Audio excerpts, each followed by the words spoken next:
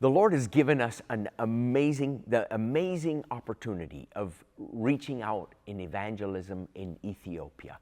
I started out in Kenya, and we had everything. I inherited a lot from my father, and I had cars, a sound system, everything we needed. But when the Lord said, go and work in Ethiopia, we just obeyed and left everything behind. We couldn't take it to Ethiopia because of the heavy taxation of Ethiopia. So we started from scratch and just started renting cars and everything that we needed, sound systems. And over the years, the Lord has given us real grace to be able to build up our own equipment. And you know, up to this point, I'm so grateful to God. Imagine we are just shy of 3 million people that have prayed the sinner's prayer together with us, surrendering their lives to God. It blows me away. You know, I never dreamt that the Lord would give us such an amazing harvest. And we're just, you know, growing, and it seems like we're just getting started, you know. So we're very excited. A few years ago, we were able to raise the funds for a semi-truck to take all the equipment, the sound system, the staging, and everything. And you know, with crowds of 50 to 100,000 people, there's a lot that you need. And so we are able to put all these things in that truck, and that's such a blessing. The thing is, we can't take many people with that truck, and so we have a team of more than 10 people that are with us every crusade that we go to, and we have to get these people to these remote areas, you know, to have the crusades, and so that has been.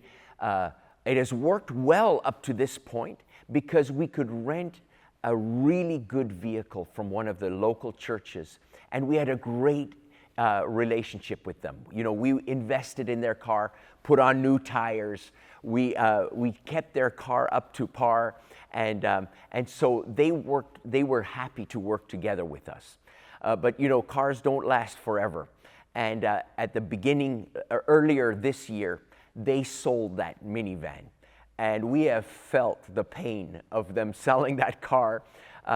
So, you know, because we have been trying to get other vehicles, and the vehicles that we are able to get are in such disrepair. I mean, there's some are scary to drive in.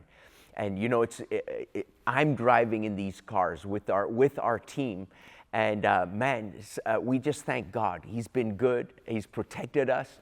But those cars it is an issue. It really is an issue.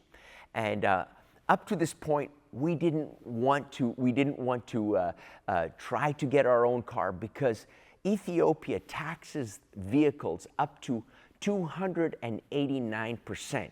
That means if you get a car that's worth $40,000 in the U.S., you can buy it for $40,000. In Ethiopia, you pay the 289% on top of that, up to that much. It's not always the same, but you can pay up to over $150,000 for a car that here in the U.S. would only cost $40,000. So that has deterred us. We just say, you know, how can we buy a car that, you know, if a car costs us more than a semi-truck? That doesn't make sense.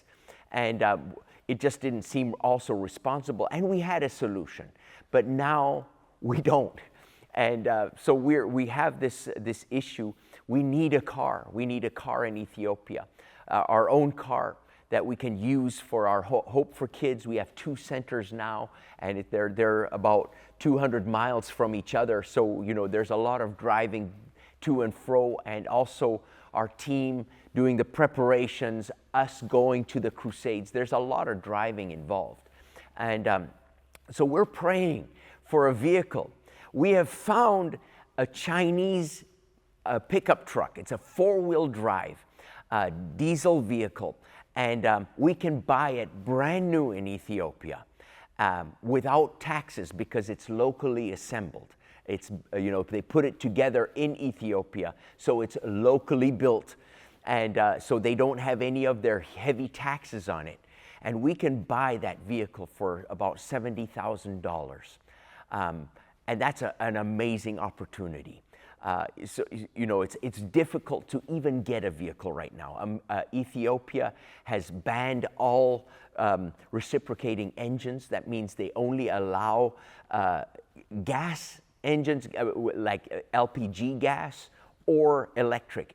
And I don't know how they're going to sustain that, but these are the laws, and we have to just work in those constraints. So it's tough. We have a window of opportunity to buy a diesel vehicle that we can use in the bush, and so I just want to ask you to consider prayerfully to sow a seed towards a truck, to help us to get the gospel into these most remote areas.